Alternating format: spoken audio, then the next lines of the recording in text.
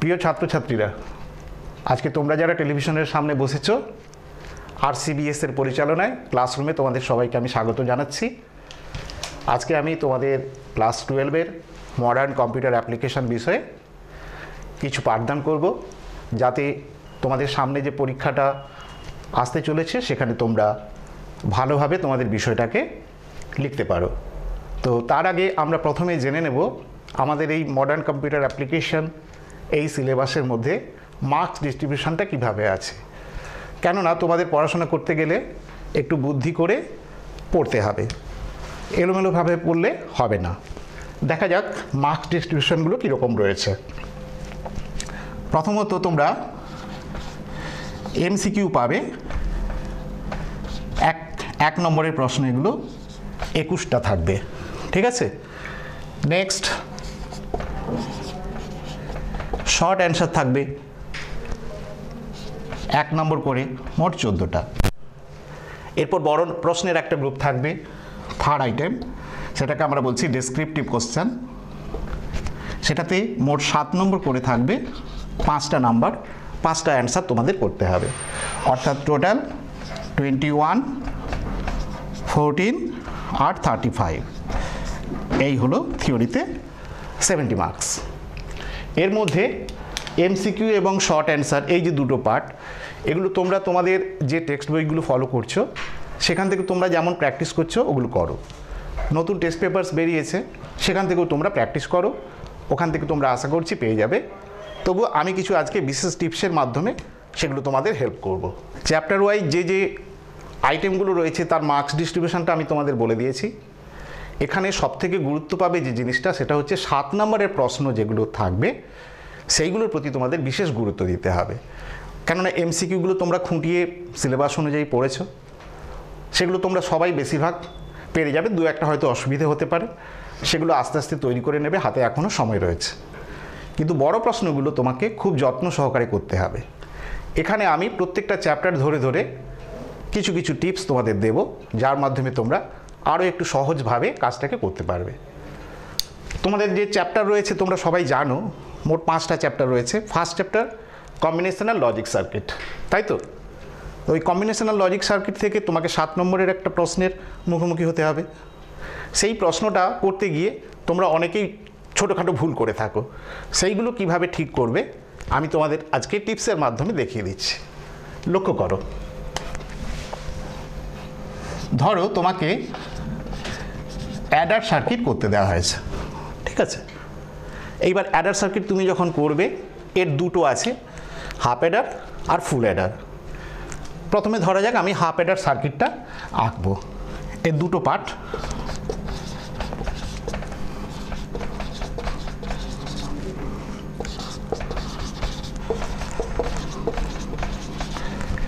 Circuit আঁকতে গিয়ে প্রায়শই তোমরা ভুল করো।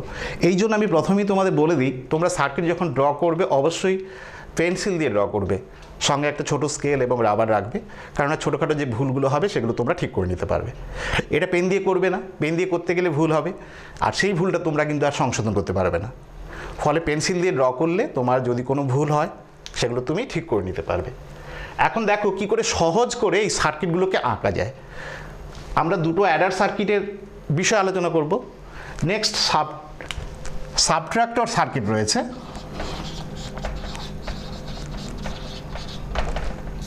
এখানেও আমরা দুটো আইটেম আলোচনা করব, একটা হলো হাফ সাবট্রাক্টর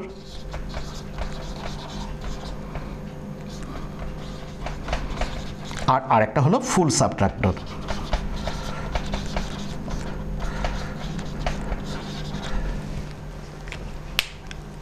তোমরা যারা সার্কিট নিয়ে ইতিমধ্যেই বিষয়টা ক্লিয়ার করে নিয়েছো, তাদের কাছে বিষয়টা কিছুই নয়, কিন্তু যারা নিয়মিত চর্চা করোনি তাদের জন্য আজকের আমার এই টিপসটা কাজে লাগবে।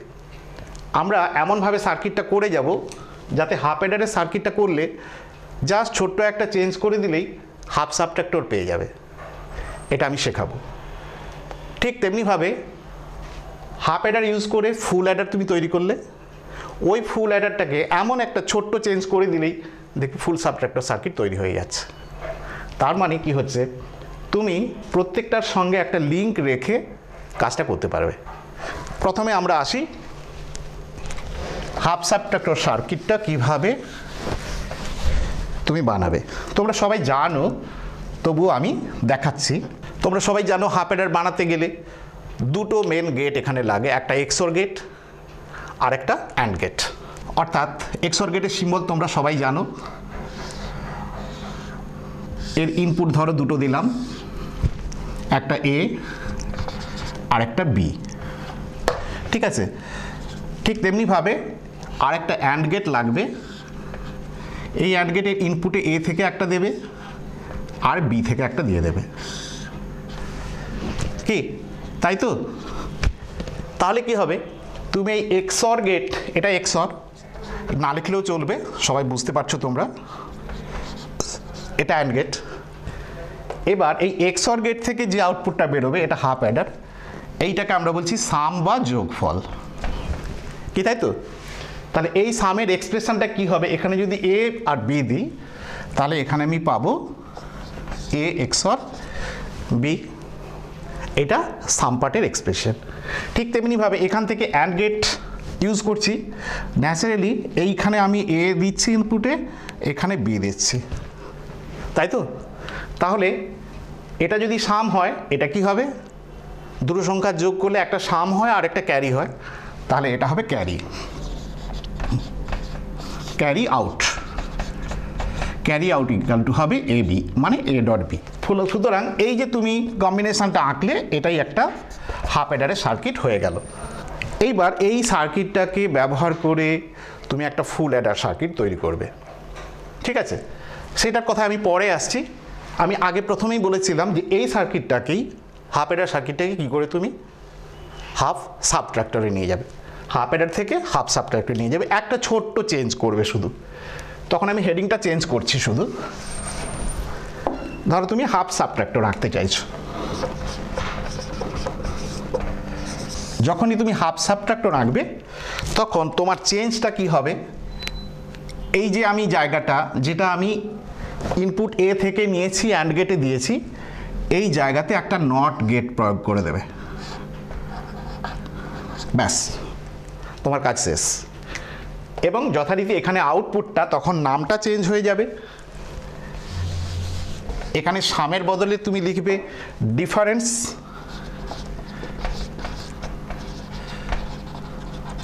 আর এখানে হবে বড় আউট, বড় আউট। এবং এখানে যেহেতু আমি নট গেট দিয়েছি তাহলে এইখানে আউটপুট হয়ে যাবে এবার, ঠিক আছে? ন্যাচারালি এখানে হয়ে যাবে এবার। এই ছোট্ট চেঞ্জটুকু তোমরা করলেই দেখো হাফ সাবট্রাক্টর সার্কিটটা কি সুন্দরভাবে, হাফ অ্যাডার সার্কিটটা সহজেই হাফ সাবট্রাক্টরে রূপান্তর হয়ে গেছে। তাহলে মনে রাখতেও সুবিধে, কোনো কষ্ট নেই।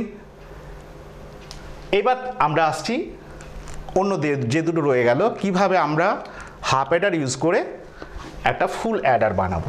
আমি কিন্তু কৌশলগুলো ধরিয়ে দেব যাতে তোমাদের বুঝতে সুবিধে হয়। আমরা প্রথমে আঁকতে চলেছি ফুল অ্যাডার।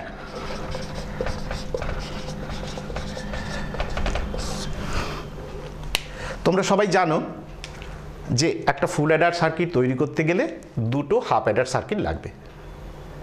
তাহলে আমার কাজ দুটো হাফ অ্যাডার সার্কিট পাশাপাশি আগে আঁকবো, তারপর তাদের মধ্যেকার কানেকশানগুলো ঠিকভাবে রাখবো। দেখা যাক। প্রথমে তাহলে আমি আগের নিয়ম অনুসারে প্রথমে একটা হাফ অ্যাডার এঁকে নিই,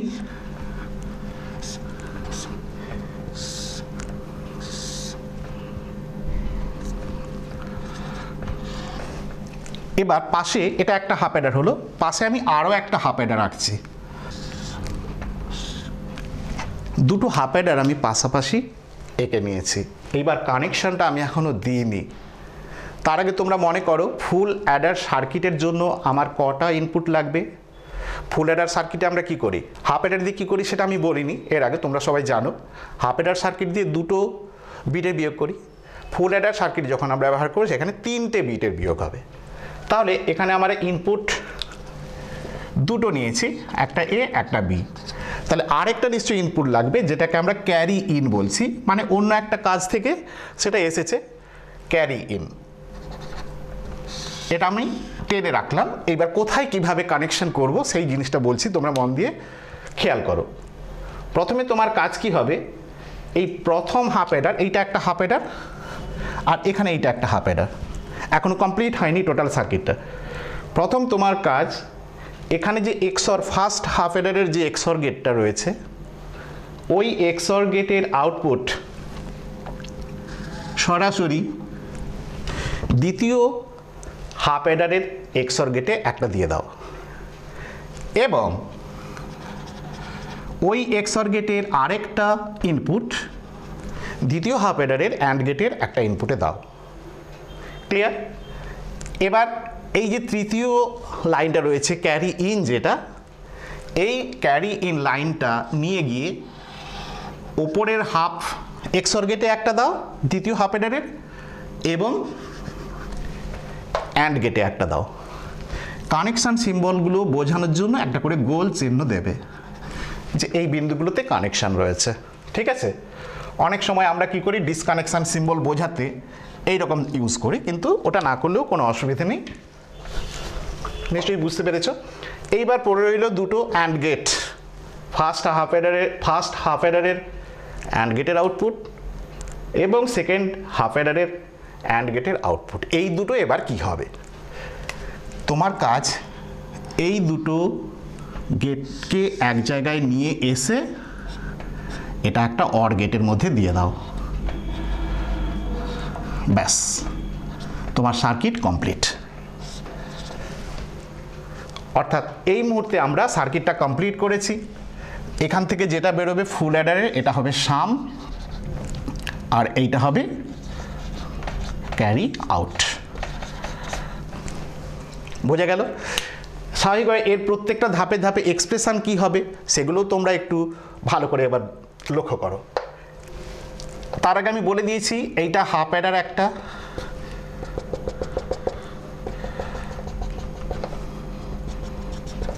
এটা হাফ অ্যাডার 1 এবং এইখানে যেটা রয়েছে, আমি একটু রঙিন কালি ইউজ করি তাহলে তোমরা বুঝতে পারবে,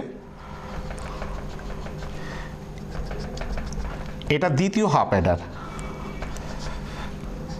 এই যে 2। তাহলে হাফ অ্যাডার 1 হাফ অ্যাডার 2 দুটো একসঙ্গে এইভাবে জুড়লাম, জুড়ে দিয়ে আমি ফুল অ্যাডার সার্কিটটাকে তৈরি করলাম।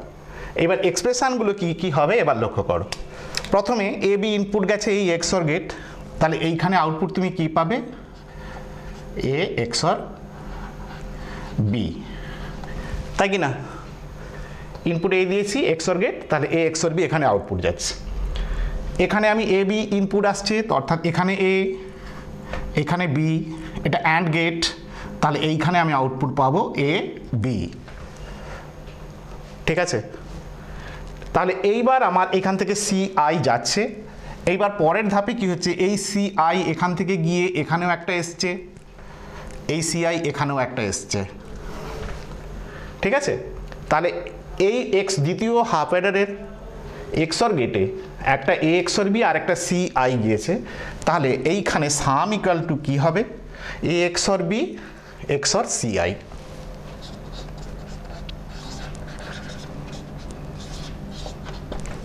দেখো বোঝা গেল কিনা? ঠিক আছে? দেখো এ এক্সর বি আর এখান থেকে সি আই তৃতীয় বিট গিয়েছে, তাহলে এখান থেকে এ এক্সর বি আর C I, A XOR B XOR C I, এটা তোমার সামের এক্সপ্রেশন হয়ে গেল। একইভাবে ক্যারি আউট ইকুয়াল টু কী হবে দেখা যাক। এই সিআইটা এখান থেকে গিয়েছে, দুটো আমি ব্রাঞ্চ দেখিয়ে দিয়েছি, তাহলে এই এ বি এখান থেকে ইনপুট হয়ে এখানে এসছে, তার মানে এখানটায় এ বি ইনপুট হচ্ছে এই অর গেটে, এবং এইখান থেকে কি ইনপুট হচ্ছে এবার দেখা যাক। এইখানটায় এ এক্সর বি আছে, লক্ষ্য করো ফার্স্ট হাফ অ্যাডারের আউটপুট এ এক্সর বি থেকে এই ইনপুট হচ্ছে, তাহলে এখানে এ এক্সর বি এখানে যেটা এখানে সেটাই, আর তৃতীয় ইনপুটটা এখানে ক্যারি ইন হলো। সুতরাং এখানে এ এক্সর বি এবং সিআই এই অ্যান্ড গেটের মধ্যে দিয়ে যাচ্ছে, তাহলে এই জায়গাটাতে আউটপুটটা কি আসবে সেটা এখন আর দেখে নিতে হবে। প্রথমত আমাদের এ এক্সর বি রয়েছে, তাহলে এটা তো থাকলোই, এটা অ্যান্ড গেট, তাহলে একটা ডট চিহ্ন দেবে, দিয়ে ক্যারি ইনটা উল্লেখ করে দেবে। ঠিক আছে, এইটা এই অর গেটের একটা ইনপুটে গেল। এবার এই দ্বিতীয় ইনপুটে রয়েছে এ বি, যেটা আগের হাফ অ্যাডার থেকে অ্যান্ড গেট হিসেবে এসেছে। ঠিক আছে, সুতরাং ক্যারি আউটে এইটা এবং এইটা অর অপারেশনের মাধ্যমে যুক্ত হয়েছে। ন্যাচারালি এইখানে তোমার আউটপুট হবে A B plus A XOR B dot CI. দেখো, এইভাবে তুমি ধাপে ধাপে এক্সপ্রেশনগুলো করে গেলে তাহলে তুমি ফুল অ্যাডার সার্কিটের সাম এবং ক্যারি আউটের এক্সপ্রেশনটা কী হবে সহজেই বুঝতে পারবে। ঠিক আছে, এইবার আমি যেটা বলছিলাম আমার লেসনের শুরুতেই, যে ফুল অ্যাডার সার্কিটকে কী করে কী কৌশল অবলম্বন করলে আমি ওটাকে সহজে একটা ফুল সাবট্রাক্টরে রূপান্তর করতে পারবো। আগের মতোই লক্ষ্য করে দেখো, তোমার কাজ এখানে একটা নট গেট ইউজ করো। নট গেট ইউজ করলে এটা সাবট্রাক্টর হয়ে গেল, তাহলে এটা এবার হয়ে যাবে। ঠিক আছে, ঠিক তেমনিভাবে এইখানে তুমি একটা নট গেট ইউজ করে দাও, তাহলেই তোমার সার্কিট কমপ্লিট হয়ে যাবে। ন্যাচারালি এইখান থেকে এ এক্সর বি এর হোল বার এটা হয়ে যাবে, যেহেতু আমি নট দিয়েছি, আর এখানটা এ বার বি হয়ে গেল। স্বাভাবিকভাবে এই এক্সপ্রেশনগুলো এটা যেমন ছিল এ এক্সর বি এক্সর সিআই, এটা ঠিকই আছে। ঠিক আছে, সেই সঙ্গে সাবট্রাক্টর যখন হবে তখন নামটা একটু পাল্টে যাবে, তখন সিআই না করে আমরা করব বড় ইন বিআই। তার আগে আমি হেডিংটা চেঞ্জ করে দিই, এটা আমি করছি ফুল সাবট্রাক্টর।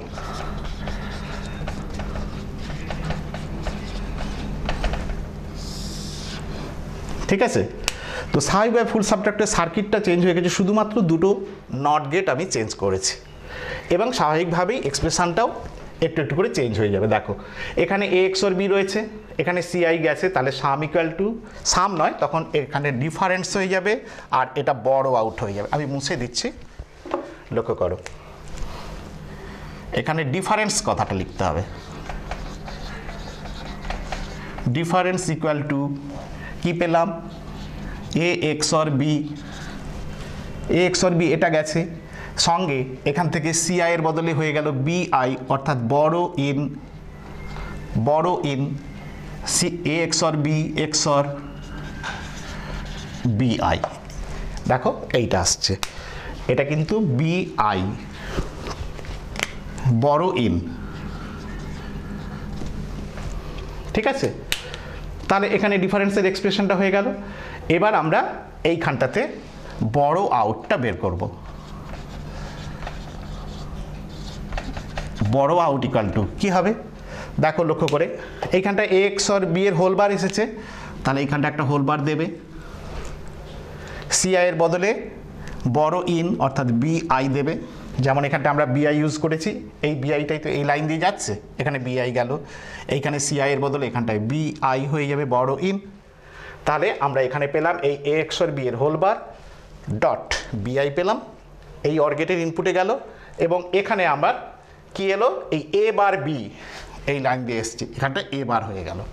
তাহলে আলটিমেটলি এইটা এবং এইটা এই অর অপারেশনের মাধ্যমে বড় আউটে আসছে, ফলে আমার এখানের এক্সপ্রেশন হবে এইটা প্লাস এইটা, অর্থাৎ এখানে আমি লিখব এ বার বি প্লাস এই অর কথা, অরের জন্য প্লাস হলো, এবার এইটা যেটা ছিল সেইটাই বসবে, এ এক্সর বি এর হোল বার ডট বিআই। এইভাবে আমরা সার্কিটগুলোকে রূপান্তর করতে পারি।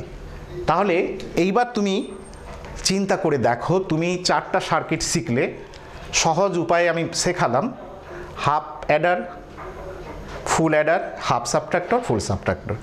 তাহলে এই 4টে সার্কিটের মধ্যে কেবলমাত্র তুমি যদি ফুল সাবট্রাক্টরের সার্কিটটা মনে রাখো, তাহলে তোমার অন্য সার্কিটগুলো আঁকাও সহজ হয়ে যাবে।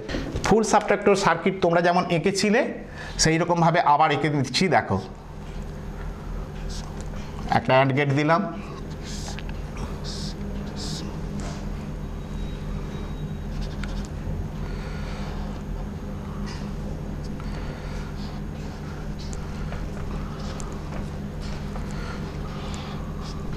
এটা একটু নিচে দিচ্ছি, ঠিক আছে, এটা একটা আঁকলাম, আর এই দিকে ঠিক একইভাবে এখানে একটা আঁকলাম। মূল কথা হলো খুব সহজেই তুমি কাজটা করতে পারবে। এখানে একটা অ্যান্ড গেট দেবে,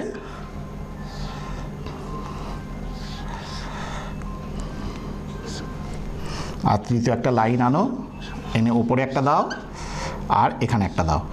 এই তো ছিল সার্কিটটা। আর উভয়ের ইনপুট অ্যান্ড গেট থেকে বেরিয়ে গিয়ে এটা একটা অর গেটে গেল। এই ছিল সার্কিটটা।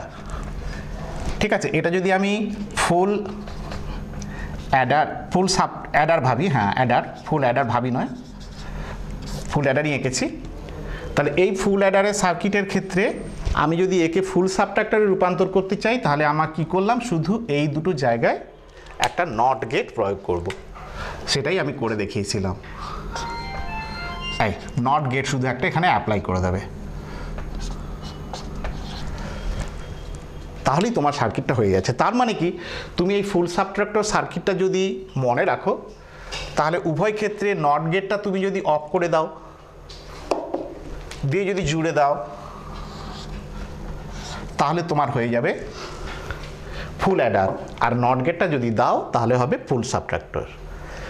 আর ঠিক তেমনিভাবে সবটা যদি তুমি মুছে দাও, ঠিক আছে, তাহলে এই যে পড়ে রইল অংশটা, এইটা হলো, ওই দিকটা মুছে দিলাম, শুধু এই অংশটুকু পড়ে রইল। এটা কিসের সার্কিট আগে শিখিয়েছি, এটা হাফ অ্যাডার। আর যখনই এটাকে আমি হাফ সাবট্রাক্টরে রূপান্তর করতে চাইব, তখনই এই জায়গায় একটা নট দিয়ে দেবো। ব্যাস, আমার কাজ হয়ে গেল। তাহলে এটা তখন রূপান্তর হয়ে গেল, সঙ্গে সঙ্গে এটা হাফ সাবট্রাক্টর। নিশ্চয়ই তোমরা বুঝতে পেরেছো।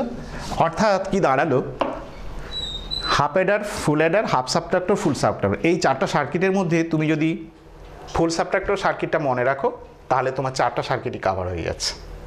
কি নট গেট, শুধু নট গেটটা ওখানে অ্যাড হচ্ছে আর হচ্ছে না। ফুল অ্যাডারের বেলায় নট গেটটা থাকছে না উভয় ক্ষেত্রে, আর ফুল সাবট্রাক্টরের বেলায় নট গেটটা থাকছে। আর যখনই ওটাকে একটা একটা করে ভেঙে নিচ্ছি, তখন নট গেট ছাড়া যেটা রইল সেটা হলো হাফ অ্যাডার, আর নট গেটটা প্রয়োগ করলেই হয়ে যাবে হাফ সাবট্রাক্টর। এইভাবে তোমরা সার্কিটটাকে খুব সহজে আঁকতে পারবে। আশা করছি এটা তোমাদের বোঝার ক্ষেত্রে বেশ সুবিধাজনক হবে।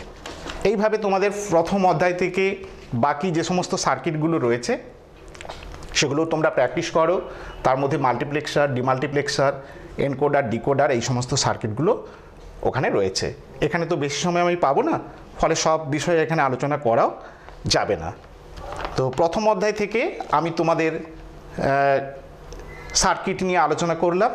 আশা করছি এখান থেকে তোমরা তোমাদের পরীক্ষার জন্য প্রয়োজনীয় টিপসগুলো পেয়ে গেছো এবং সার্কিটগুলো বেশ ভালোভাবেই তোমরা আঁকতে পারবে। আমি পরবর্তী পর্যায়ে এবার চলে আসছি। প্রিয় ছাত্রছাত্রীরা, এখন আমি তোমাদের দ্বিতীয় অধ্যায়ে চলে আসছি। তোমরা জানো দ্বিতীয় অধ্যায় কম্পিউটার নেটওয়ার্কিং,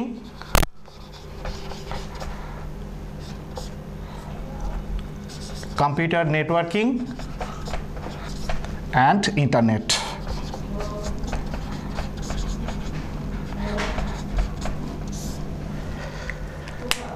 এই অধ্যায়ে 7 নম্বরের একটা প্রশ্ন থাকবে এবং সেটা একেবারে নির্দিষ্ট করে দেওয়া আছে সিলেবাসে। ওয়েব পেজ ডিজাইন সংক্রান্ত কাজ তোমাকে করতে হবে। ফলে HTML এর সাহায্যে তুমি যে ওয়েব পেজ ডিজাইন করবে, সেই HTML প্রোগ্রামের মধ্যে তোমার যে যে বিষয়গুলো থাকবে সেই ট্যাগগুলোকে ইউজ করে তোমাকে সঠিকভাবে এবং নির্ভুলভাবে রূপায়ণ করতে হবে। তোমরা জানো HTML প্রোগ্রামিং করার সময় যে ট্যাগগুলো তোমরা ইউজ করো, প্রত্যেকটা ট্যাগের একটা নির্দিষ্ট করে কাজ আছে। সব ট্যাগগুলোর কাজ এখন এই মুহূর্তে অল্প সময়ে বলা সম্ভব হবে না। আমি যেগুলো বিশেষ গুরুত্বপূর্ণ ট্যাগ, যেগুলো আমাদের সবসময় কাজে লাগে এবং পরীক্ষার উপযোগী বেশিরভাগ সময় এসেছে সালের প্রশ্নগুলোতে, সেইগুলো সম্পর্কে আমি এখন আলোচনা করব। সাধারণভাবে কি হয়, HTML এর একটা বেসিক প্রোগ্রামিং স্ট্রাকচার থাকে কোডগুলো, তারপর সেখানে তোমাকে কি করতে হয়, একটা ছবি ইনসার্ট করতে হয়, কিংবা বলা হলো গুগলের ওয়েব পেজের সঙ্গে একটা লিঙ্ক করো, কিংবা অন্য একটা ওয়েব পেজের অ্যাড্রেস দেওয়া হলো তার সঙ্গে লিঙ্ক করে দেখাও। এইভাবে তোমাকে কাজটা করতে হবে। ছবি ইনসার্ট করা, কিংবা এটা বলা হলো ব্যাকগ্রাউন্ড কালার চেঞ্জ করো, ব্যাকগ্রাউন্ডে একটা ইমেজ সেট করো, কিছু অর্ডার লিস্ট তৈরি করো, কিছু আনঅর্ডার লিস্ট তৈরি করো। এই জিনিসগুলোর মধ্যেই ঘোরাফেরা করে তোমার প্রশ্নের মধ্যে এগুলো তুমি পেয়ে থাকো। প্রথমে আমি কি করতে চাইছি, তোমাদের একটা বেসিক স্ট্রাকচার দিচ্ছি, তারপর ওই আইটেমগুলো কি করে ছবি ইনসার্ট করবে, কি করে তুমি ব্যাকগ্রাউন্ড কালারটা চেঞ্জ করবে, সেই ট্যাগগুলোকে একটু একটু করে চেঞ্জ করে তোমাদের আমি সহজে দেখাতে চাইছি। লক্ষ্য করো, তোমরা সবাই জানো HTML প্রোগ্রামিং শুরু করতে গেলে ফার্স্ট ট্যাগ HTML, অর্থাৎ HTML প্রোগ্রাম শুরু হলো, প্রোগ্রাম স্টার্ট হলো। নেক্সট ধরো তুমি প্রোগ্রামের একটা টাইটেল দেবে, ঠিক আছে, ধরা যাক স্যাম্পল ওয়েব পেজ।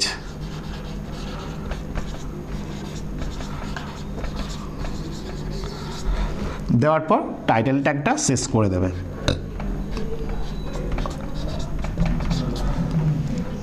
এইবার ধরো পেজের হেডিং একটা থাকবে, তাহলে হেড ট্যাগটা ইউজ করো। ধরো যাক হেডিংয়ে দিয়ে দেওয়া হলো ওয়েলকাম,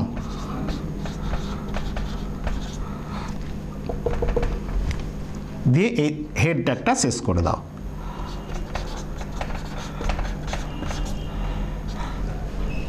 টাইটেল হলো, হেড হলো। এবার নিয়ম অনুসারে বডি ট্যাগটা শুরু হবে।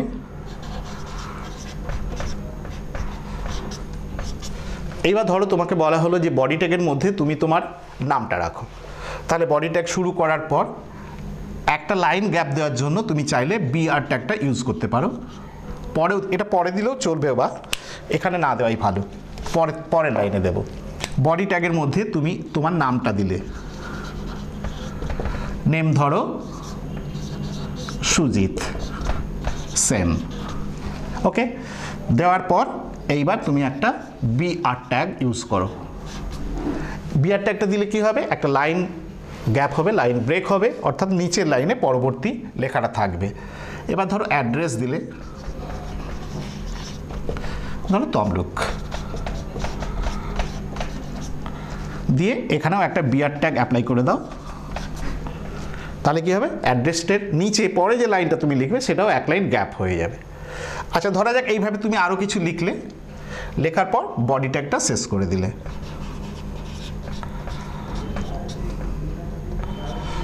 বডি ট্যাগ শেষ হলো। তাহলে আমি HTML প্রোগ্রাম শুরু করেছিলাম, নিয়ম অনুসারে ট্যাগ শুরু করেছি, HTML শেষ করতে হবে। টাইটেল শুরু করেছি, টাইটেল শেষ করেছি। হেড শুরু করেছি, হেড শেষ করেছি। এখানে বডি শুরু করেছি, তাহলে বডি শেষ হয়েছে, তাহলে বাকি রয়েছে HTML প্রোগ্রামটা শেষ করতে হবে। বেসিক স্ট্রাকচার এটাই। তাহলে HTML প্রোগ্রাম শেষ। অর্থাৎ একটা HTML প্রোগ্রাম তৈরি করতে গেলে তার যে বেসিক স্ট্রাকচার, তোমাকে HTML ট্যাগটা ইউজ করে শুরু করতে হবে। HTML ট্যাগ স্ল্যাশ চিহ্ন দিয়ে শেষ করা হয়, শেষ করতে হবে। তার মধ্যে টাইটেল থাকবে। এখানে টাইটেল ট্যাগের মধ্যে টাইটেল ট্যাগ শুরু, টাইটেল ট্যাগ শেষ। এর মধ্যে আমি ইউজ করেছি স্যাম্পল ওয়েব পেজ, অর্থাৎ এই লেখাটা তোমার ওয়েব ব্রাউজারে তুমি যখন প্রোগ্রামটা রান করবে, সেই ওয়েব ব্রাউজারের মধ্যে টাইটেল বারে ওটা দেখতে পাবে। হেড ট্যাগের মধ্যে ওয়েলকাম কথাটা লিখেছি, অর্থাৎ তোমার পেজের হেডের মধ্যে, পেজটা যদি এটা হয়, এটা টাইটেল বার, এটা টাইটেল বার, এই রকম জায়গাতে ওয়েলকাম কথাটা দেখা যাবে, ঠিক আছে, এর মধ্যে রয়েছে। তো এটা বেসিক স্ট্রাকচার। তারপরে এই নিচের অঞ্চলটা বডি, এর মধ্যে এই তোমার নেম কথাটা থাকবে, ঠিক আছে, অন্যান্য কথা যেগুলো লিখেছি, নেম, অ্যাড্রেস, এই সমস্ত তথ্যগুলো, বেসিক স্ট্রাকচারগুলো এখানে থাকবে। তো এই প্রোগ্রামটাকে তুমি যখন রান করবে, তখন সেই অনুযায়ী তুমি তোমার নাম, অ্যাড্রেস দেখতে পাবে তোমার ওয়েব পেজে। এটা একেবারে সিম্পল একটা ওয়েব পেজ। এইবার তোমাকে ধরো বলা হলো যে এই ওয়েব পেজের মধ্যে তুমি এমনভাবে কোডগুলো অ্যাপ্লাই করো যেন ওয়েব পেজের এই যে ব্যাকগ্রাউন্ডটা, সেই ব্যাকগ্রাউন্ডটা একটা কালার হয়। ধরা যাক তোমাকে আমি বললাম যে ইয়েলো কালার করে দাও, তখন তোমায় কি করতে হবে, এই বডি সেকশানের মধ্যে এই যে লাইনগুলো ছিল, ধরো এই লাইনগুলো আমি বাদ দিয়ে দিলাম, এই লাইনগুলো বাদ দিয়ে আমি কাজটা করছি। দেখা যাক কিভাবে কাজটা হতে পারে। এই বডি ট্যাগের মধ্যে তোমাকে অ্যাপ্লাই করতে হবে কালার অ্যাপ্লাই করার জন্য যে ট্যাগ, সেটা কি না, body busy colour equal to কালারের নামটা দাও। এটা ডাবল কোট শুরু, ডাবল কোট শেষ, দিয়ে ট্যাগ শেষ। খুব ভালো করে লক্ষ্য করে দেখো কালার স্পেলিংটা COLOR, আমেরিকান স্পেলিং। তুমি যদি এখানে COLOUR লিখে দাও তাহলে কিন্তু কাজ করবে না। ফলে এইটা তুমি যখন তোমার উত্তরপত্রে লিখবে, এই ধরনের প্রশ্ন থাকলে কালার বানানটা খুব ঠিক করে লিখবে, COLOR, কালার। এবং লক্ষ্য করো বডি এবং বিজি কালারের মধ্যে একটা স্পেস আছে, কিন্তু বিজি এবং কালারের মধ্যে কোনো স্পেস নেই। এই জিনিসগুলো তোমাদের খেয়াল রাখতে হবে। তুমি যদি বিজি এবং কালারের মাঝে স্পেস দাও তাহলে কিন্তু ট্যাগটা কাজ করবে না, ভুল হবে।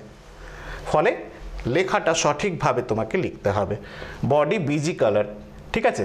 এইভাবে তুমি যদি দাও তাহলে তোমার এই যে পেজের ব্যাকগ্রাউন্ডটা, এই ব্যাকগ্রাউন্ডটা এখানে আমি রেড দিয়েছি, প্রথমে আমি ইয়েলো বলেছিলাম, যদি ইয়েলো করতে চাও তাহলে ইয়েলো লিখে দেবে,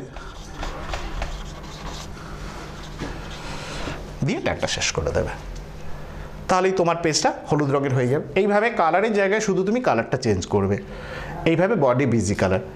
এবার ধরো তোমায় প্রশ্নে বললো যে এই ওয়েব পেজের মধ্যে ব্যাকগ্রাউন্ড কালারটা চেঞ্জ না করে ব্যাকগ্রাউন্ডে একটা ছবি দাও, ছবি সেট করে দাও, তখন তোমার ট্যাগটা বডি বিজি কালার নয়, তখন ট্যাগটা হয়ে যাবে বডি ব্যাকগ্রাউন্ড ইকুয়াল টু দিয়ে ছবির লোকেশনটা যেখানে আছে সেইটা নাম সহ উল্লেখ করতে হবে। তখন কি হবে, ট্যাগটা পাল্টে যাবে, ঠিক আছে? বডি ব্যাকগ্রাউন্ড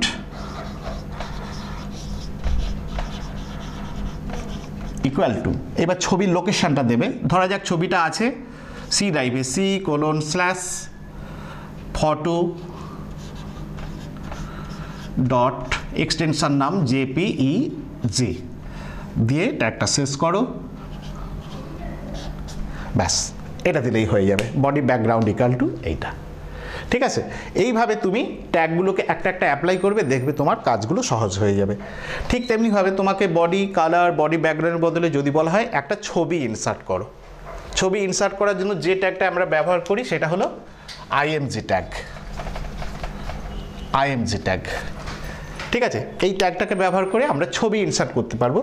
তখন কি হবে, অর্থাৎ ছবি একটা ধরো পেজ আছে, এই পেজের মধ্যে একটা ছবি আমি চাই, এখানে একটা ছবি থাকবে, সেইটা করার জন্য তোমাকে যে ট্যাগটা ইউজ করতে হবে সেটা তুমি এইভাবে তখন লিখবে, কি না IMG, এরপর অ্যাট্রিবিউট SRC লিখে ইকুয়াল টু চিহ্ন দেবে, তারপর ছবির যে লোকেশন সেটা মেনশন করবে, C:/ উইদিন কোড দেবে, C:/, স্ল্যাশটা কিন্তু খেয়াল রাখবে, ব্যাকস্ল্যাশ, C:/, এবার ছবির নাম ধরো মাই photo dot JPEG, within code শেষ করো, ট্যাগ শেষ করো, এটা দিলেই হবে।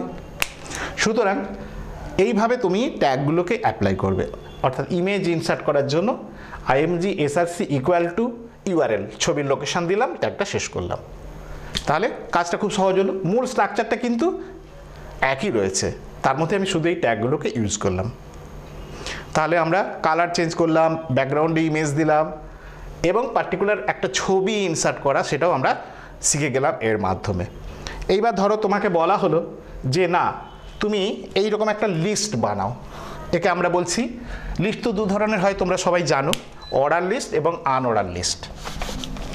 অর্ডার লিস্ট এবং আনঅর্ডার লিস্ট দু ধরনের লিস্ট হয়। তার মধ্যে ধরো তোমাকে বলা হলো যে এইরকম একটা লিস্ট বানাও, ধরা যাক মাউস, কিবোর্ড, স্ক্যানার, তারপরে ধরো জয়স্টিক ইত্যাদি, এইভাবে একটা লিস্ট বানাতে হবে। এর জন্য তোমাকে এই বুলেট চিহ্ন সহ লিস্টগুলোর জন্য যে ট্যাগ, সেই ট্যাগটা হলো আমরা বলি আনঅর্ডার লিস্ট। আনঅর্ডার লিস্ট দিলে বুলেট হবে, অর্থাৎ এই বডি সেকশনের মধ্যে তোমাকে শুরু করতে হবে UL, এই ট্যাগ অর্থাৎ আনঅর্ডার লিস্ট শুরু করব, এই ইউএল ট্যাগ শুরু আর নিচে ইউএল ট্যাগটা শেষ করব, শেষটা পরে করছি। এইবার এর সঙ্গে সাপোর্টিং এলআই ট্যাগটা ইউজ করবে, করে ওই আইটেমগুলো দিয়ে দেবে। এলআই মাউস, এলআই যেগুলো রয়েছে ওইগুলো শব্দগুলো লিখে দেবে। Keyboard, LI scanner, LI joystick দিয়ে ইউএল ট্যাগটা শেষ করে দেবে। এটা সবই বডি ট্যাগের মধ্যে থাকবে। তাহলে কাজটা হয়ে গেল। তুমি এবার প্রোগ্রামটা যখন রান করবে দেখবে এইরকম সব আউটপুট আসছে। এবার তোমাকে এটা অর্ডার লিস্ট না বলে তোমাকে ধরো বলা হলো একটা 1 2 3 4 সহ আসবে, 1 2 3 4, এই যে ব্যাপারটা এটাকে আমরা বলি অর্ডার লিস্ট। ঠিক আছে, এটা আনঅর্ডার লিস্ট ছিল। তোমার তখন কাজ হবে পুরো প্রোগ্রামটা একই থাকবে, শুধু এই ইউএল এর জায়গায় ওএল ইউজ করে দেবে, তাহলেই হবে। চেঞ্জ করলাম যেটা, ও একটা বসিয়ে দেবে, ওএল মানে অর্ডার লিস্ট, বাকি সব একই থাকবে। এবার নিয়ম রক্ষার্থে তুমি কি করবে, এই প্রত্যেকটা ট্যাগের শেষে /li ফেলতে পারো, নাও ফেলতে পারো, /li।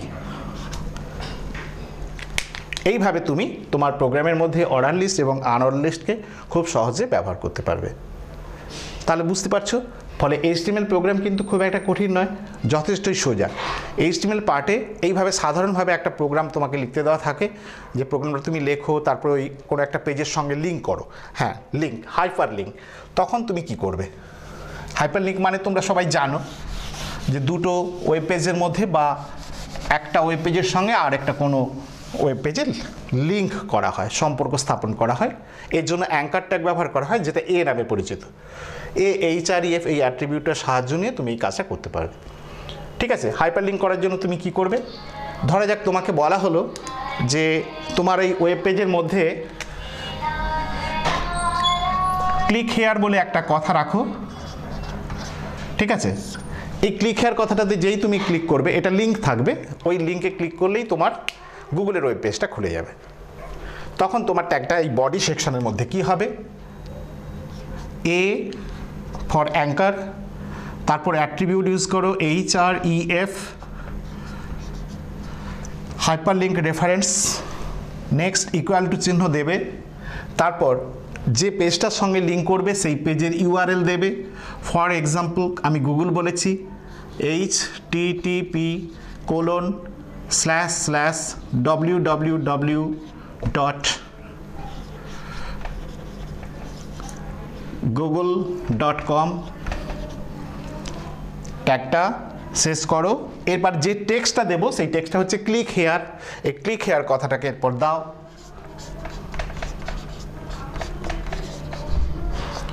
দেওয়ার পর এই ট্যাগটা শেষ করে দাও।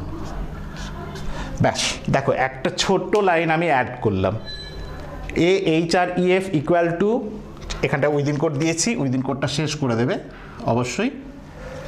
তাহলে href ইকুয়াল টু http:// অ্যাড্রেসটা দিলাম, এখান থেকে এই পর্যন্ত ইউআরএলটা রয়েছে। দেওয়ার পর যে লেখাটার উপর লিঙ্ক হবে সেই লেখাটা দিলাম, অ্যাঙ্কার ট্যাগ শেষ করলাম। এই ছোট্ট একটা লাইন যেন ভুল না হয়, খুব ইম্পর্টেন্ট। এইবার তোমার এখানে গুগলের সঙ্গে লিঙ্ক করতে বলা হয়েছে, তুমি ধরো সেকেন্ড আরেকটা কোনো ওয়েব পেজের সঙ্গে লিঙ্ক করবে। ওয়েব পেজগুলো তুমি যখন তৈরি করো সেগুলো তো সি ড্রাইভ বা ডি ড্রাইভে সেভ করো, তখন তোমার এই লোকেশানটা শুধু পাল্টে যাবে। অর্থাৎ ধরো তোমায় তখন বললো গুগলের সঙ্গে নয়, তুমি এই ক্লিক হেয়ার কথাটাই ক্লিক করলে যেন সেকেন্ড আরেকটা ওয়েব পেজ খুলে যায়। ধরা যাক দ্বিতীয় ওয়েব পেজটার নাম 2.html, তখন তোমার এই জায়গাটায় চেঞ্জ হবে শুধু, তখন এই জায়গাটা হয়ে যাবে কি c:/, এবার পেজটার নাম সেকেন্ড বলেছি, second.html, ব্যাস second.html এইটা লিখে দেবে, দিলেই হয়ে যাবে। তখন এই গ্রেটার দেন চিহ্নটা এখান থেকে সরিয়ে এইখানে নিয়ে চলে এসো, তারপরে যেমন কথাটা ছিল ক্লিক হেয়ার কথাটা রাখো, দিয়ে ট্যাগটা শেষ করে দাও। এখানে পাশে আমি লিখে দিচ্ছি ক্লিক হেয়ার, দিয়ে এ ট্যাগ শেষ। ব্যাস দেখো, এর ফলে কী হবে, তোমার সি ড্রাইভ মধ্যস্থ second.html বলে যে ফাইলটা আছে তার সঙ্গে লিঙ্ক হবে। পেজটা যখন রান করবে ক্লিক হেয়ার কথাটা দেখা যাবে, এই ক্লিক হেয়ার কথাটাতে মাউস দিয়ে যেই তুমি ক্লিক করবে তখন এই পেজটা ওপেন হবে, ওই পেজে এবার যা আছে সেটা তুমি দেখতে পাবে। এইভাবে আমরা হাইপার লিঙ্কটা করতে পারি। সুতরাং তোমরা কয়েকটা জিনিস মনে রাখবে, ব্যাকগ্রাউন্ড কালার চেঞ্জ, এর জন্য ব্যবহৃত ট্যাগটা কি হলো, কালার চেঞ্জ করার জন্য ব্যবহৃত ট্যাগটা বডি বিজি কালার, ব্যাকগ্রাউন্ডে কোনো যদি ইমেজ সেট করতে হয় তার জন্য ট্যাগটা কি বললাম, বডি ব্যাকগ্রাউন্ড। তারপর হাইপারলিঙ্ক করার জন্য ট্যাগটা কি বললাম, এ, ওর সঙ্গে অ্যাট্রিবিউট HREF রেখে কাজটা তোমাকে করতে হবে। সেই সঙ্গে অর্ডার লিস্ট এবং আনঅর্ডার লিস্ট দুটোতে বললাম, অর্ডার লিস্ট মানে 1 2 3 4 সিরিয়াল সহ, এটার জন্য ওয়েল ট্যাগ ইউজ করবে, সঙ্গে এলআইটা থাকবে। তারপর বুলেট যুক্ত যদি তুমি করতে চাও তাহলে সেক্ষেত্রে করতে হবে কি, আনঅর্ডার লিস্ট বা ইউএল ট্যাগ, সবসময় ট্যাগ শুরু করলে শেষ করবে। এইভাবে তুমি কাজগুলো করতে থাকবে। এটা গেল HTML প্রোগ্রামের একটা পার্ট। নেক্সট, তোমরা যখন HTML প্রোগ্রাম ডিজাইন করো আরেকটা প্যাটার্নের কোশ্চেন তোমাদের সামনে আসে, সেটা হচ্ছে টেবিল তৈরি করা। পরীক্ষায় এটা মাঝে মধ্যেই এসেছে। আমি একটা নমুনা ছোট্ট টেবিল দিচ্ছি, কি করে সেটা ডিজাইন করতে হয় সংক্ষেপে তোমাদের বলবো। লক্ষ্য করো, ধরে যাক তোমাকে বলা হলো যে এইরকম একটা টেবিল বানাও,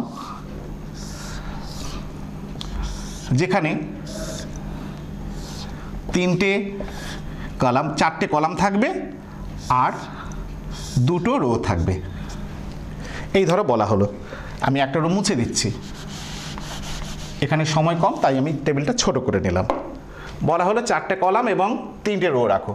সেক্ষেত্রে তোমার কাজ কি হবে, এবার ধরো এখানে লেখা হয়েছে ABCD, আর এদের ভেতরে ডেটা ধরো দেওয়া আছে 0 1 0 2 0 3 0 4 0 5 0 6 0 7 0 8, আর এটা এইভাবে টেবিলটা রয়েছে। তো এই টেবিলটা তুমি কিভাবে ডিজাইন করবে HTML প্রোগ্রামের সাহায্য নিয়ে দেখা যাক। এখানে মনে রাখবে এই যে ফার্স্ট রোটা এটা কিন্তু হেডিং, আর পরের অংশগুলো 2টো মেনলি রো আছে, মানে 2টো রেকর্ড আছে, ওই 2টো ডেটা। তো তোমাকে প্রথম কি করবে, কোডগুলো যখন ইউজ করবে আমি সংক্ষেপে দেখাচ্ছি। প্রথমে HTML ট্যাগটা লেখো নিয়ম অনুসারে, তারপরে তুমি টাইটেল একটা দিয়ে দাও, ঠিক আছে। টাইটেল ট্যাগ ধরা যাক স্যাম্পল ওয়েব পেজ, না টেবিল ক্রিয়েশন করে দিই।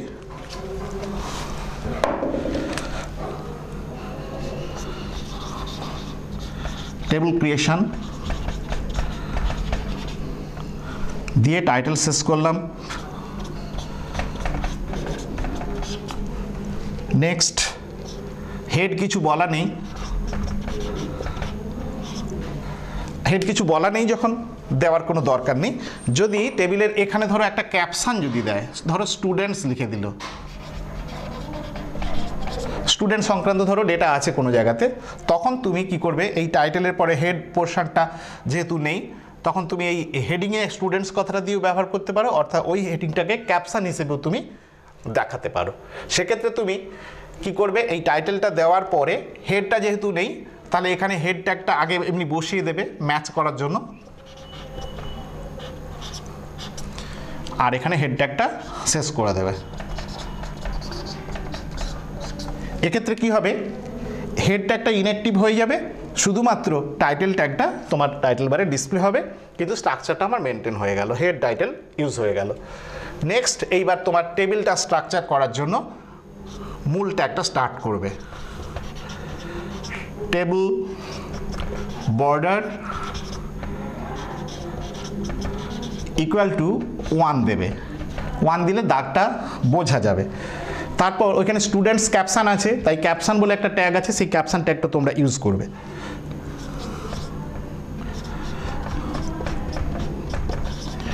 ক্যাপশন ট্যাগটা ইউজ করা হলো, দেওয়ার পর ক্যাপশন কি আছে, স্টুডেন্টস, ওই কথাটা লিখে দেবে। দেওয়ার পর ক্যাপশন শেষ করে দাও।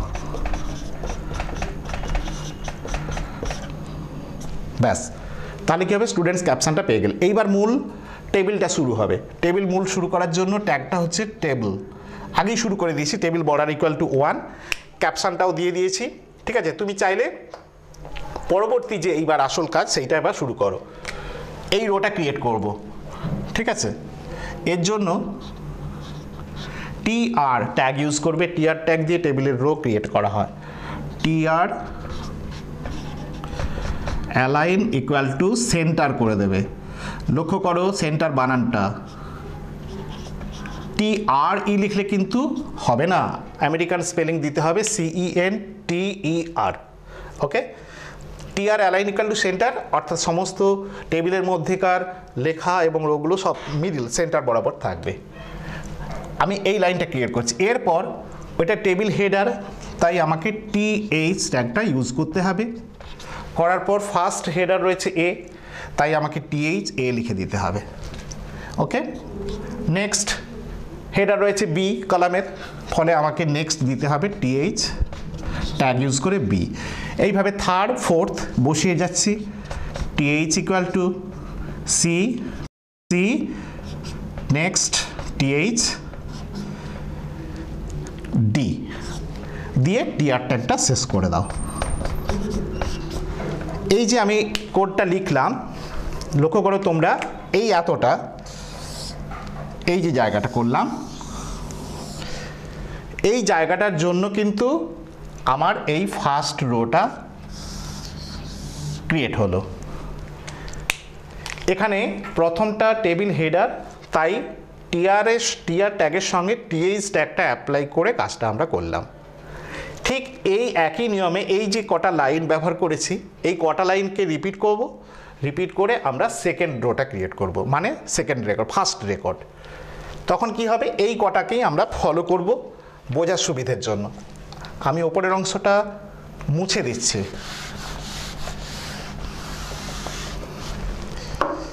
দেখো এই অংশটাই রিপিট হবে সেকেন্ডটার জন্য।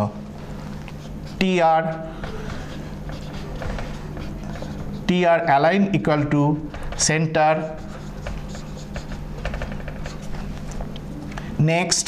এইবার TH, এই কথাটা আর থাকবে না, কারণ টেবিল হেডার এবার নয়, এবারে টেবিলের মধ্যে ডেটা আমরা দেব, এইগুলো সব TD ট্যাগের মধ্যে যাবে।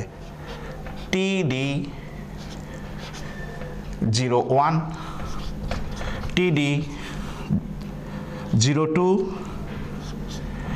TD 03, TD 04, তারপর টিআর শেষ।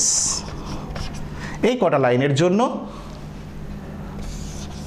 আমার এই লাইনটা ক্রিয়েট হবে।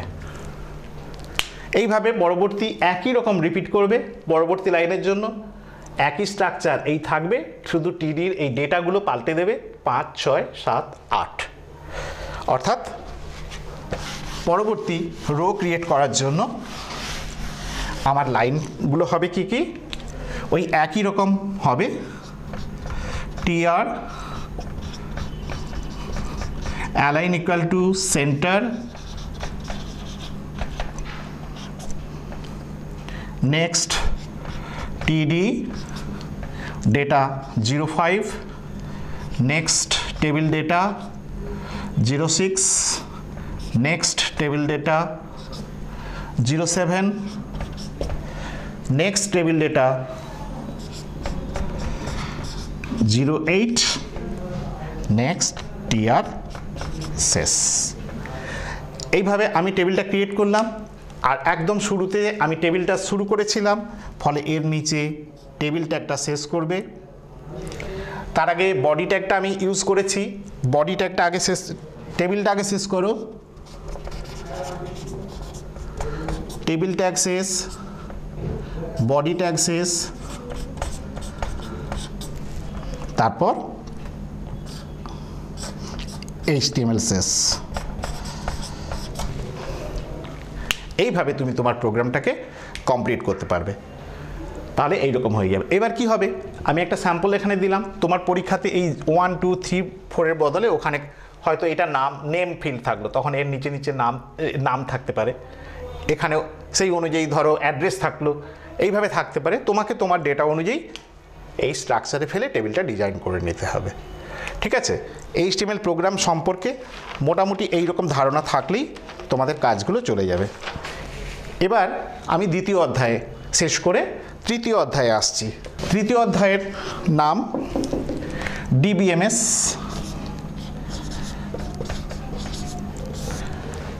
এই DBMS চ্যাপ্টার থেকে যে প্রশ্নটা 7 নম্বরের আসে তোমরা জানো, সেখানে অথবা হিসেবে দুটো প্রশ্ন আছে। এর ফার্স্ট পার্ট হচ্ছে রিলেশনাল অ্যালজেব্রা,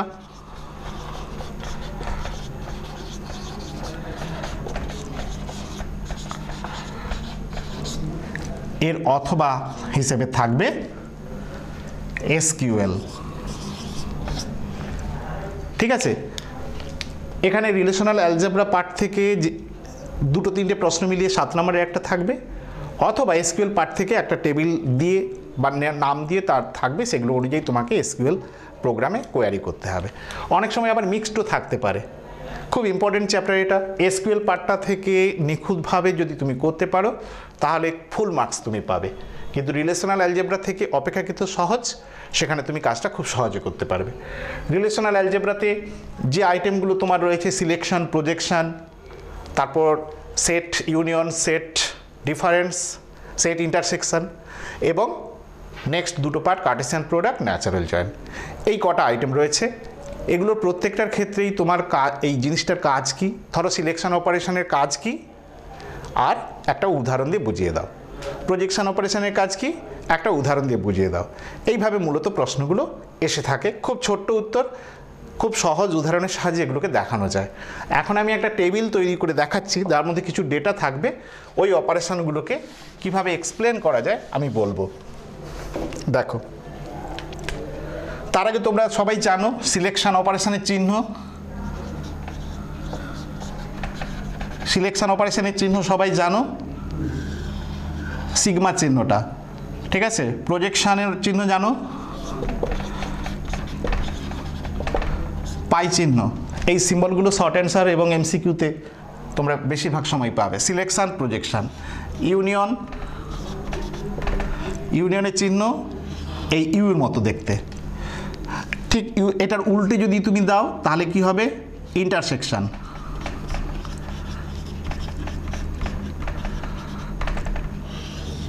এরকম উল্টে দেবে, একটু বেশি বড় হয়ে গেল, একটু ছোট করে দাও, জাস্ট ইউনিয়নের উল্টোটা, ইন্টারসেকশন।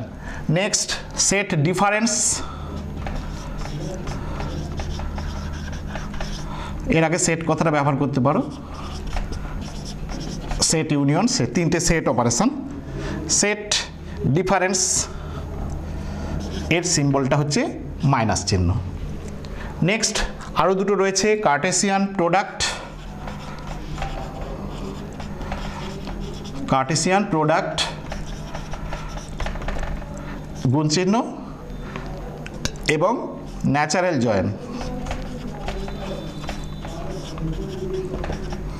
এর চিহ্ন হচ্ছে এই গুণ একটা চিহ্ন দিয়ে দুদিকে দুটোকে জুড়ে দেবে। এই সিম্বলগুলো খুব ভালো করে মনে রাখবে, এগুলো থেকে তোমাদের পরীক্ষায় দেওয়া হয়। এখন এসো, আমি একটা টেবিল দিচ্ছি, সেই টেবিলের মধ্য থেকে এদের মধ্যে কয়েকটা অপারেশন কিভাবে খুব সহজে বের করা যায় এবং আউটপুট দেখা যায় সেটা নিয়ে আলোচনা করব। ধরা যাক তোমাকে একটা টেবিল দেওয়া হয়েছে, রিলেশন এ আর একটা হচ্ছে রিলেশন বি, দুটো টেবিল আছে।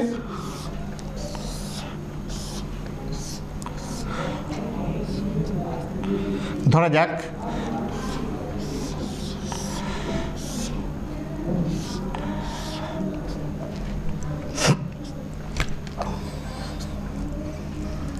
এই টেবিলটার নাম রোল, এটা নেম, এটা ধরো মার্কস। এখানেও দুটো, এই টেবিলেও আছে রোল, নেম, মার্কস। ঠিক আছে, এবার এর মধ্যে আমি কয়েকটা ডেটা ভরে দিচ্ছি, রেকর্ড। ধরা যাক এইটাতে 4টা আছে আর এটাতে 3টে আছে। কি কি আছে ধরা যাক, এখানে রোল আছে 1 3 5 6, এই রোলগুলো আছে। আচ্ছা, এদের নামগুলো আমি ধরে নিই সংক্ষেপে। এটা ধরো রাজ, এটা প্রিয়া বা প্রিয়, এটা ধরো তপন, এটা ধরো কেয়া। ঠিক আছে, এদের মধ্যে এবার ধরো 500 নম্বরের পরীক্ষা হয়েছে, তার মধ্যে নাম্বারগুলো আমি আনুমানিক বসিয়ে দিচ্ছি। ধরো এ 400 পেয়েছে, এ পেয়েছে 410, এ পেয়েছে 390, এ পেয়েছে 405। ঠিক আছে, এইবার দ্বিতীয় টেবিলে রয়েছে, ধরো এইখানে রয়েছে ফার্স্ট রয়েছে 3 প্রিয়া। প্রিয়া এখানে এই টেবিলে যে নাম্বারটা আছে আমি সেটাই বসাচ্ছি, প্রিয়ার রেকর্ডটাই বসাচ্ছি। তারপরে ধরা যাক 6 নম্বর রেকর্ডটা রয়েছে কেয়া, কেয়ার নাম্বার 405। অর্থাৎ এই টেবিলের যে দুটো রেকর্ড আছে, যে রেকর্ডগুলো আছে তার মধ্যে দুটো এই টেবিলেও রয়েছে, রিলেশন বিতেও রয়েছে। এবার একটা এক্সট্রা রেকর্ড ধরা যাক, রোল নাম্বার 10। ঠিক আছে, এর নাম ধরা যাক সুকোমল, ধরা যাক এ পেয়েছে 450। ঠিক আছে, এইবার এই দুটো টেবিলের মধ্যে আমার এই যে অপারেশনগুলো আছে, তোমাকে যদি বলা হয় যে এদের মধ্যে ইউনিয়ন অপারেশন করো, এ ইউনিয়ন বি করো, তাহলে এর ক্ষেত্রে আউটপুটটা কি আসবে এই দুটো টেবিলের মধ্যে কম্পেয়ার করতে হবে। ইউনিয়ন অপারেশনের আমরা কি নিয়ম জানি, দুটো টেবিলের মানে এখানে রিলেশন এ এই ডেটা আছে, রিলেশন বি এই ডেটাগুলো রয়েছে। ইউনিয়ন অপারেশনের যে মূল কনসেপ্ট নিয়ম কাজটা কি না, দুটো টেবিলের মধ্যে দেখবে ডুপ্লিকেট রেকর্ড যেগুলো রয়েছে, ডুপ্লিকেট রেকর্ডগুলোকে বাদ দিয়ে দেবে। ডুপ্লিকেট রেকর্ড বাদ দেওয়া মানে যে রেকর্ডগুলো কমন আছে সেগুলোকে একবার নেবে। সেই হিসেবে দেখো এই টেবিলে রাজ আছে, এখানে রাজ নেই, এখানে প্রিয়া আছে, এখানেও প্রিয়া আছে, তাহলে এটা কি ডুপ্লিকেট। তাহলে এই প্রিয়া এই রেকর্ডটা একবার নেবে, এই প্রিয়া রেকর্ডটা একবার নেবে। নেক্সট তপন এখানে আছে, এখানে নেই, কেয়া এখানে আছে, এখানেও আছে। তাহলে আমরা দেখতে পাচ্ছি এই দুটো রেকর্ডের ডুপ্লিকেট আছে এই টেবিলে, তাহলে এই দুটোর জন্য তুমি একবার ইউজ করবে। তার মানে তোমার নতুন রেকর্ডে কি হবে, এ ইউনিয়ন বি হলে আমি আইডি নম্বরগুলো শুধু লিখছি 1, ওপরে তুমি হেডিংগুলো আগে দিয়ে দেবে, যেমন দিয়েছিলে রোল নেম মার্কস, এটা দিয়ে দেবে। ঠিক আছে, তাহলে 1 রাজ 400 এর রেকর্ড প্রথম আসবে। নেক্সট 3 প্রিয়া আসবে 410, তারপর তপন আসবে মানে 5, কি তাই তো, তপন আসবে 390। নেক্সট কেয়া আসবে 6 নম্বর 405, এই দুটো কমন হয়ে গেছে, তাহলে বাকি পড়ে রয়েছে 10 সুকোমল, সুকোমল 450। অর্থাৎ দেখো টোটাল ছিল এখানে 4টা রেকর্ড, এখানে 3টে, 7টা রেকর্ড। 7টা রেকর্ডের মধ্যে দুটো কমন আছে, তাহলে আমার 1 2 3 4 আর এখানের একটা এক্সট্রা 5 এলো। অর্থাৎ যে দুটো কমন আছে সেই দুটোকে দেখো আমি একবার ব্যবহার করেছি। অর্থাৎ প্রিয়া এবং 3 এবং 6 নম্বর রেকর্ডটা ডুপ্লিকেট আছে, 3 এবং 6 নম্বর, 3 এবং 6 এটা ডুপ্লিকেট আছে, তাই ওইটাকে আমি কি করেছি একবার ইউজ করেছি। অর্থাৎ এ ইউনিয়ন বি হলে এইটা হবে আমার আউটপুট। সবাই বুঝতে পেরেছো? ঠিক আছে, এবার ধরো তোমাকে বলা হলো সেট ইন্টারসেকশন অপারেশন যদি এই দুটো টেবিলের মধ্যে করি তাহলে রেজাল্টটা কি আসবে। ইন্টারসেকশন মানে হচ্ছে দুটো টেবিলের মধ্যে কমন যে রেকর্ডগুলো থাকবে সেইগুলোকে তোমাকে নতুন টেবিলে স্থান দিতে হবে। সেই হিসেবে আমরা দেখতেই পাচ্ছি, মার্ক করেই দিয়েছি অলরেডি, কমন রেকর্ড কটা রয়েছে, প্রিয়া অর্থাৎ 3 নম্বর এবং 6 নম্বর। অর্থাৎ এই প্রিয়া এই যে দুটো 3 এবং 6 এই দুটো রেকর্ড নতুন টেবিলে গিয়ে চলে যাবে।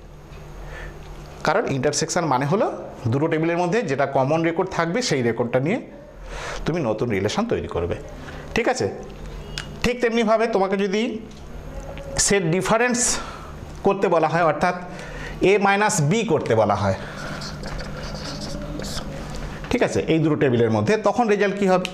ডিফারেন্স অপারেশনের ক্ষেত্রে নিয়মটা কি না, যে টেবিলটা ফার্স্ট আছে এখানে রিলেশান এ, তোমার কাজ এই এ রিলেশনের মধ্যে আছে কিন্তু বি রিলেশনের মধ্যে নেই, এইরকম রেকর্ডগুলো খুঁজে বের করতে হবে।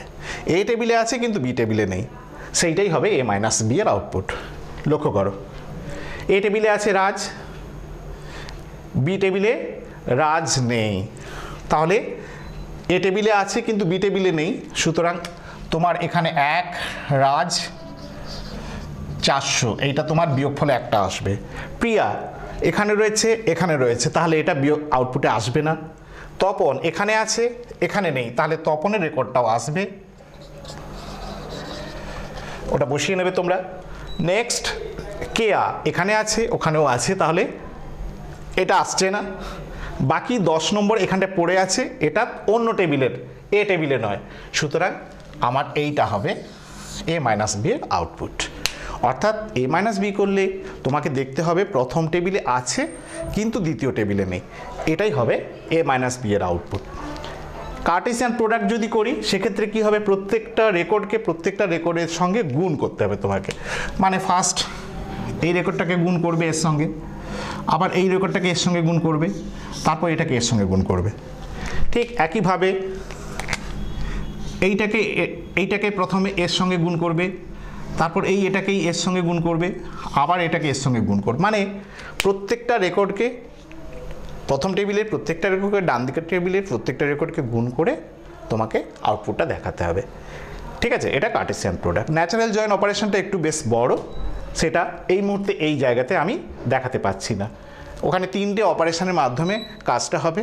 প্রথমে সিলেকশন অপারেশন, নেক্সট প্রজেকশন, তারপর তোমাকে কার্টেসিয়ান প্রোডাক্টের ফাইনাল রেজাল্টটা বের করতে হবে। তার আগে কার্টেসিয়ান প্রোডাক্টও বের করে নিতে হবে। ফার্স্ট কার্টেসিয়ান প্রোডাক্ট বের করবে, তারপর সিলেকশন, তারপর প্রজেকশন। এটা করলেই তোমার ন্যাচারাল জয়েনের অ্যান্সারটা তুমি পেয়ে যাবে। এগুলো তোমরা করেছো, সবাই করতে পারবে। এইভাবে তোমাকে এই অপারেশনগুলোর সম্পর্কে ধারণা রাখলে, তুমি যদি রাখো তাহলে কিন্তু তুমি উত্তরগুলো ভালোভাবেই দিতে পারবে, ঠিক আছে? এবার দেখো আমি পরবর্তী আইটেমে আসছি।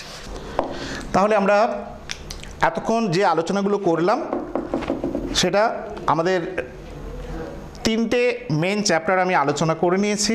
ফার্স্ট তোমাদের কম্বিনেশনাল লজিক সার্কিট থেকে সার্কিটগুলো তৈরি করার ব্যাপারে একটা ধারণা দিয়েছি। দ্বিতীয়, নেটওয়ার্কিং ইন্টারনেটে ওয়েব পেজ ডিজাইন করার জন্য যে যে টিপসগুলো দরকার, সহজে যেগুলো তোমরা করতে পারবে সেগুলো নিয়ে আলোচনা করেছি। তারপর ডিবিএমএস চ্যাপ্টারে তোমার রিলেশনাল অ্যালজেব্রাতে আমি বিভিন্ন যে রিলেশনাল অ্যালজেব্রার অপারেশনগুলো রয়েছে সেগুলোর সম্পর্কে সংক্ষেপে আমি বলেছি কিভাবে কাজগুলো করতে পারবে। কিন্তু এই অধ্যায়ে যে অথবার প্রশ্নটা থাকবে সেটা হচ্ছে এসকিউএল সংক্রান্ত কোশ্চেন। এখানে তোমাকে কাজটা কিন্তু খুব সহজেই করতে হবে এবং তুমি করতে পারবে, ঠিক আছে? ধরা যাক আমি একটা টেবিল তৈরি করে নিই, সেখান থেকে তোমাকে কতগুলো এসকিউএল সংক্রান্ত কাজ আমি বলছি, ঠিক আছে? ধরো একটা টেবিল আমি আগে এঁকে নিই এসকিউএল করার জন্য। রোল নেম,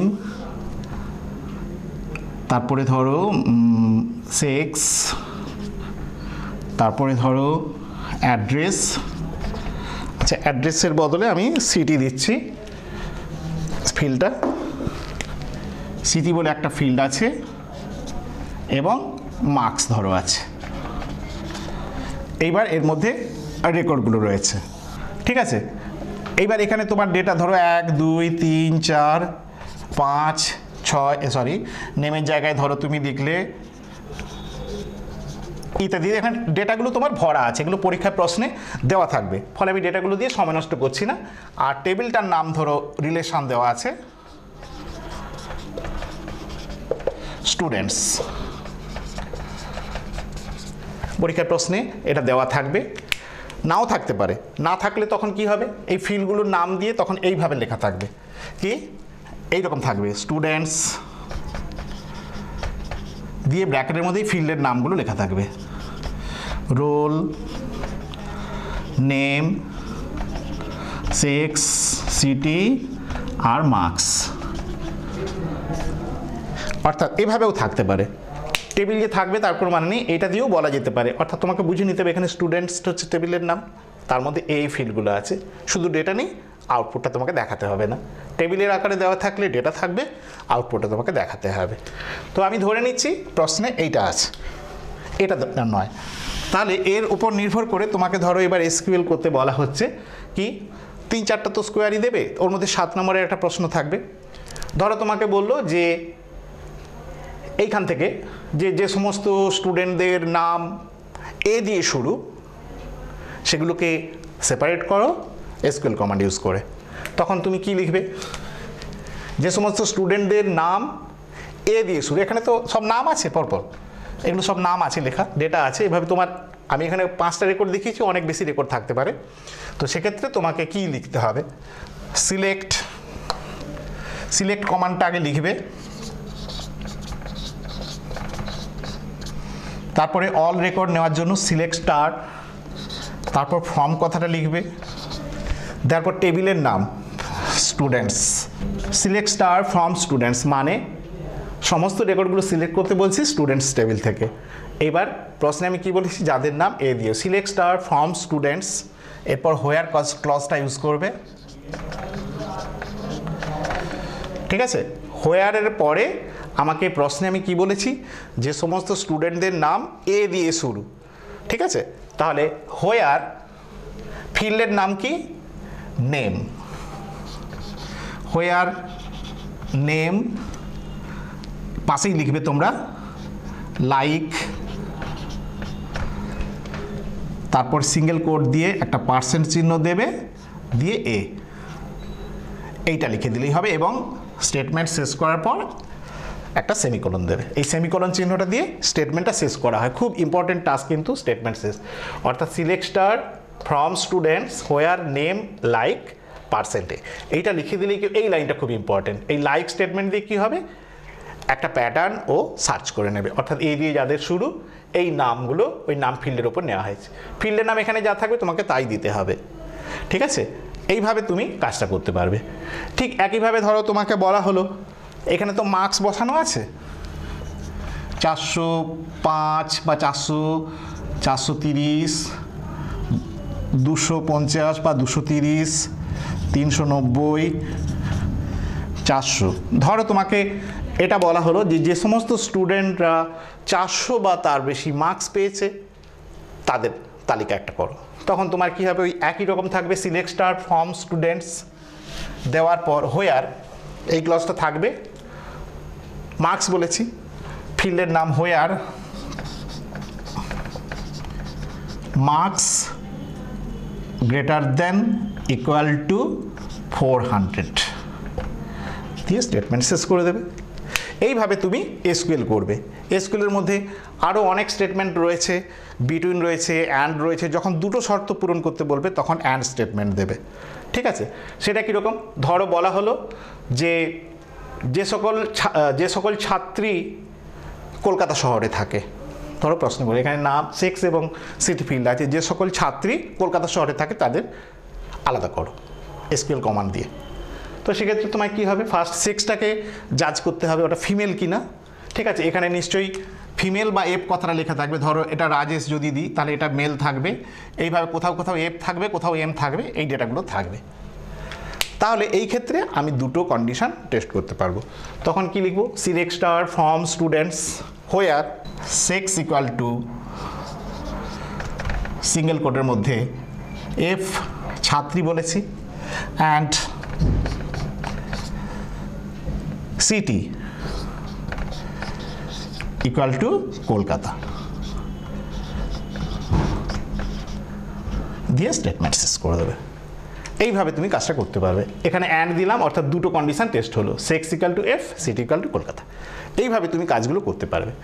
তারপরে ধরো তোমাকে প্রশ্নে এটা দেওয়া যে এই টেবিলের ডেটাগুলিকে তুমি মার্কসের ভিত্তিতে অ্যাসেন্ডিং অর্ডারে সাজাও বা ডিসেন্ডিং অর্ডারে সাজাও।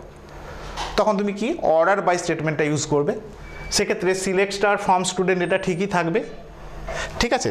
দেওয়ার পর তোমাকে এই জায়গায় চেঞ্জ করে দিতে হবে, select star from students order by ফিল্ডের নাম মার্কস, কি বলেছি? অ্যাসেন্ডিং অর্ডার যদি বলি, সিলেক্ট বাই মার্কস শুধু এইটা দিলেই হবে, অথবা এরপরে এএসসি কথাটা দিতে পারো, দিয়ে স্টেটমেন্ট শেষ করতে পারো। কিংবা যদি বলা হয় যে এই মার্কসগুলোকে তুমি ডিসেন্ডিং অর্ডারে সাজাও, মানে যে ফার্স্ট হয়েছে তার নামটা প্রথমে থাকবে, যে কম পেয়েছে তার নামটা নিচে চলে যাবে, ঠিক আছে, তখন অ্যাসেন্ডিং অর্ডার এই এএসসিটা দেবে। আর যদি বলা হয় যে ডিসেন্ডিং অর্ডারে সাজাও, যে ফার্স্ট হয়েছে তার নামটা উপরে যাবে, তখন একই জিনিস থাকবে, শুধু ডিসেন্ডিং অর্ডারে সাজানোর জন্য স্টেটমেন্টটা ডিইএসসিটা অ্যাড করবে, দিয়ে স্টেটমেন্ট শেষ। এই কাজটুকু, অর্থাৎ select star from students, order by marks, DESC. কাজটা খুব সহজ। ফলে এই স্টেটমেন্টগুলো লেখার মধ্যে দিয়ে তুমি কিন্তু ফুল মার্কস ক্যারি করতে পারবে 7 নম্বরের প্রশ্নের জন্য। কিন্তু যারা এটা দক্ষ নয় তারা ওইটা কিন্তু করবে না, তারা রিলেশনাল অ্যালজেব্রা পার্ট করবে, কারণ ওইটা যদি তুমি করো তাহলে ওর মধ্যে থেকে তোমার ভুল হওয়ার চান্সটা কম থাকবে। আর এটা যারা প্র্যাকটিস করেছো, ওই সিলেবাসে যে স্টেটমেন্টগুলো রয়েছে সেইগুলোর মধ্যে থেকেই থাকে, নিখুঁতভাবে যদি করতে পারো তাহলে তুমি ঠিকভাবে তোমার নাম্বারগুলো পেয়ে যাবে। এতক্ষণ তোমাদের যে 3টে মূল চ্যাপ্টার ছিল, আমি সেই 3টে মূল চ্যাপ্টার সম্পর্কে আলোচনা করেছি। বাকি এখনও 2টো চ্যাপ্টার রয়েছে, এক্সেল এবং অ্যাক্সেস। এই 2টো চ্যাপ্টার থেকে 2টো বড় প্রশ্ন থাকবে, তার মধ্যে অ্যাক্সেস থেকে 8টা প্রশ্ন করলেই তোমার কাজ হয়ে যাবে। কি কি সেই 8টা প্রশ্ন? প্রথমত টেবিল ডিজাইন আছে, 2টো প্রসেস, একটা হলো উইজার্ডের সাহায্যে কীভাবে টেবিল ডিজাইন করবে, আর একটা হচ্ছে ডিজাইন ভিউর সাহায্যে কীভাবে টেবিল ডিজাইন করবে, এই 2টো প্রশ্ন। একইভাবে ফর্ম তৈরির ক্ষেত্রেও ওই 2টো প্রশ্ন, অটো ফর্ম কীভাবে তৈরি করবে, উইজার্ডের সাহায্যে কীভাবে তৈরি করবে। টেবিলের 2টো, ফর্মের 2টো।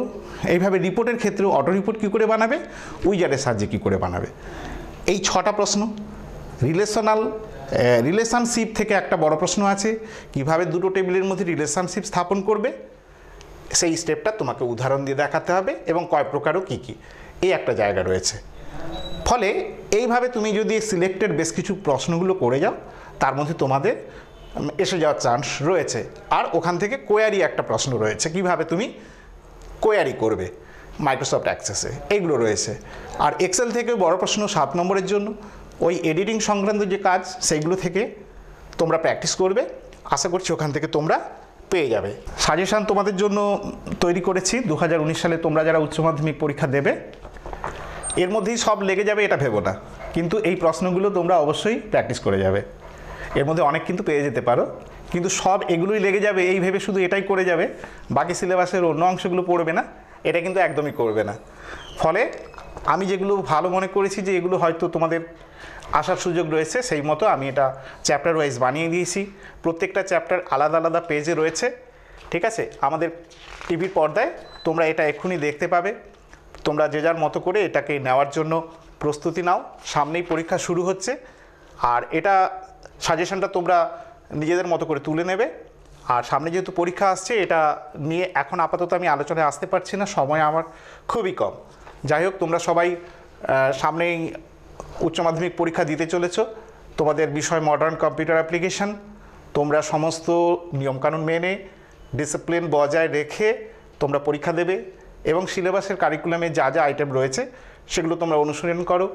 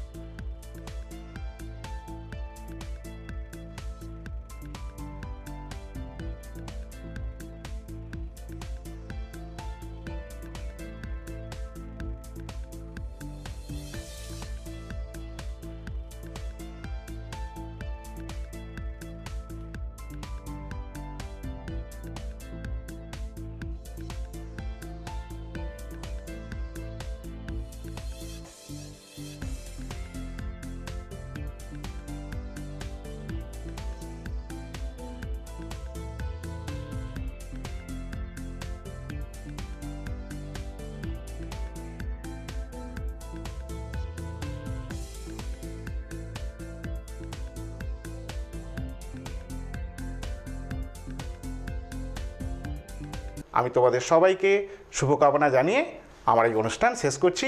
সেই সঙ্গে RCBS চ্যানেল কর্তৃপক্ষকেও অসংখ্য ধন্যবাদ জানাচ্ছি, তারা আমাকে এই অনুষ্ঠানে আসার জন্য আমন্ত্রণ জানিয়েছেন বলে।